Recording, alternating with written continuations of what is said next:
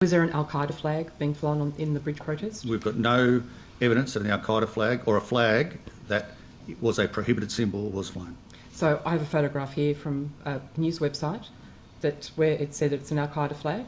That's the New South Wales Police Commissioner speaking to some cowardly politician. Some of the flags, and we see this all the time, are just slightly changed, and when they are changed even slightly, they no longer fulfil the prohibited symbol legislation. So if a swastika is slightly changed, does that still not convey the same message to those people who are seeing that symbol painted on a wall, for example? I can only tell you what the law says, ma'am. Okay. So are you saying to us that we need to consider changes to the law so that if something is perceived to be a terrorist symbol, as well as being an actual symbol, that it should be prohibited? Well, that's a matter for politicians.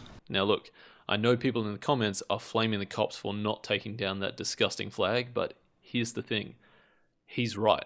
A police officer's job is to enforce the law, not to interpret it. You don't want activist cops who start deciding for themselves what a law really means. That's how you end up with police acting like a judge, jury, and executioner. That's why we have the separation of powers. Politicians write the laws, police enforce them, judges interpret them.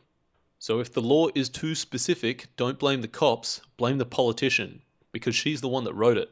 And notice what she does at the end. She tries to flip it back on him, asking if he thinks that they should change the law. Why? Because then she can run to Parliament with his suggestion, push the amendment and say, well, it wasn't me, the Commissioner told me to. It's a total dodge of responsibility.